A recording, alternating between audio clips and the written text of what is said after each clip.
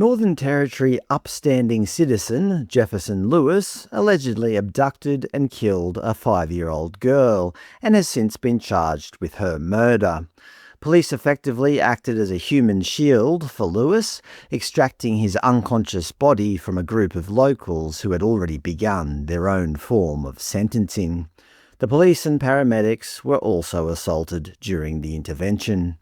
The locals were so incensed at being prevented from delivering their own brand of traditional Aboriginal payback that they rioted outside the hospital.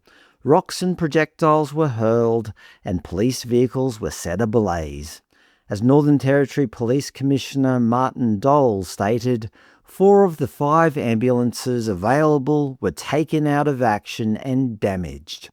This effectively mothballed 80% of the local ambulance fleet, ensuring that while the mob sought their version of justice, actual medical emergencies were left to fend for themselves. Traditional payback, it seems, is nothing if not thorough. As many of you noted in my previous video, there was also looting. Police have since published details, as reported by the ABC. Police released CCTV of outright looting of Alice Springs businesses. Apparently, a nearby supermarket and service station were allegedly looted by rioters, causing $200,000 in damage and stock losses. Even though they were caught on camera, we have to stick with allegedly for now. It's entirely possible they all just forgot their wallets and intend to return later to settle the bill once the rioting dies down. Cultural grief is expressed in many different ways.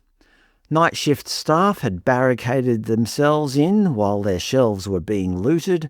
Obviously, the owners and employees of these shops had absolutely nothing to do with the death of the girl, and even less to do with the arrest of Jefferson Lewis.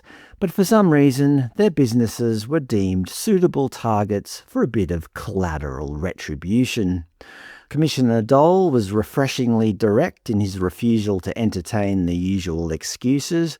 What you will see in this footage is not people processing grief in relation to the death of baby Kumanjayi.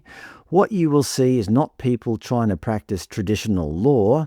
What you will see is criminal behaviour, plain and simple. It's abhorrent, it's disgusting, and it will not be tolerated or accepted by the Northern Territory Police, and it should not be accepted by the community.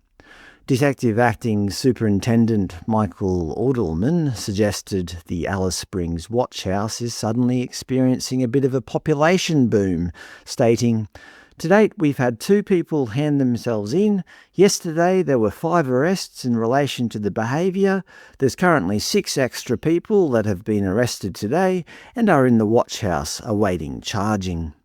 The ABC interviewed Greens Mayor Aster Hill, who described the unrest in Alice Springs and the allegations of looting as extremely complex.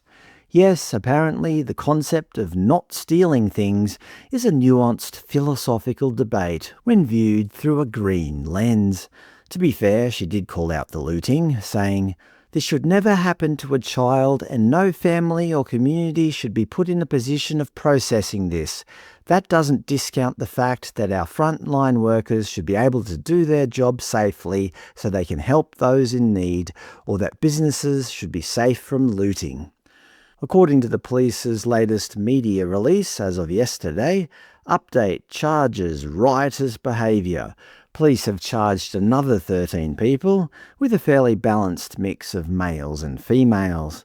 It's heartening to see that when it comes to riotous behaviour, the community has finally created a bastion of equal opportunity. The Greens would be proud. Of the equality, I mean, not the looting.